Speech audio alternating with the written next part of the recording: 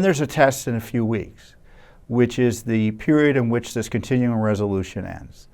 And I want to go through it with you a little bit because it's worth highlighting, because they rely on you not knowing about the budget process in order, and they being the uniparty, the deep state, the establishment, what have you, that they rely on you not knowing about it so they can just slide through everything they want to slide through.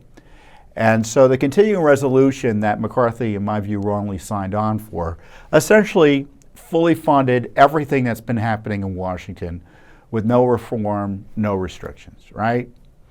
And in theory, the way it's supposed to work, and the members of the House get together and they pass an appropriations bill by agency or 2 or 3, depending on the bill.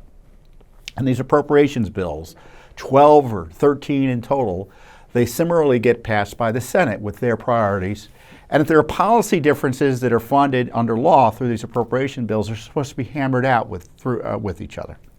Now, obviously, the House of Representatives, in theory, controlled by Republicans, would be passing appropriations bills that would hopefully do some of the things that conservatives want done in terms of defunding the Biden border invasion, defunding censorship, defunding the tax on Trump, etc.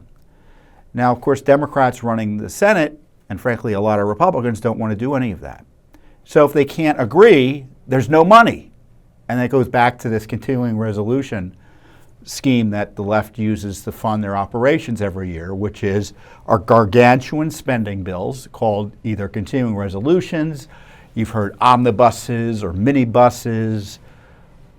Some people kind of vulgarly call them crapuluses.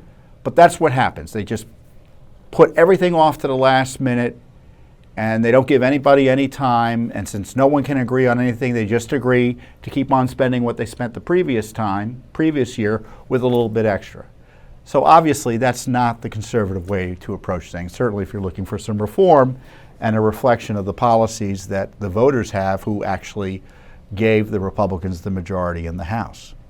And from Judicial Watch's perspective, we want, and I think you want, some reform here, some anti-corruption statements through this continuing resolution process, or this omnibus process, or this appropriations process. So Speaker Johnson suggested that if there's going to be a continuing resolution again, because they're not going to have these appropriations bills done by the middle of next month. It's not going to happen. Certainly, even if the House has it, the Senate won't proceed because there's little political interest in doing it on the Senate. They're happy just to get what they got last year, plus a little bit more, the Democrats and Joe Biden.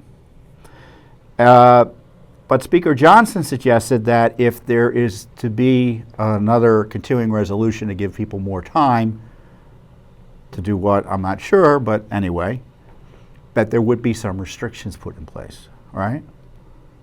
Which was good, right? So maybe he's listening. Maybe he wants to do some reforms through this continuing resolution. And he's going to tell Democrats and encourage his colleagues in the House to tell the liberals and the leftists who are ruining the government that if you want the government to, quote, be funded, there are certain things that are going to happen. There's going to be a red line or 2 or 3 or 4 or 5, but at least one.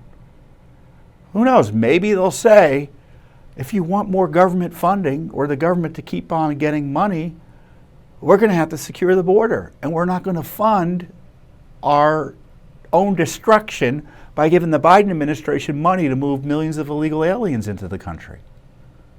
Imagine if that was the line. Or imagine if the line was, you're not going to spend money to try to jail Trump. And to the degree your cutouts in Fulton County, Georgia, and up in New York City are relying on federal money in part to do their schemes against Trump, we're going to cut that off too. Imagine that. You're not going to censor Americans.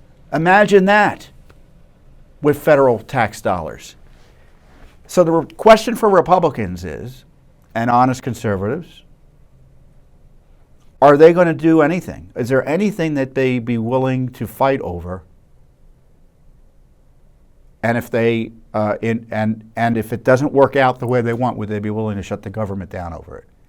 Is there anything they're willing to make a stand on?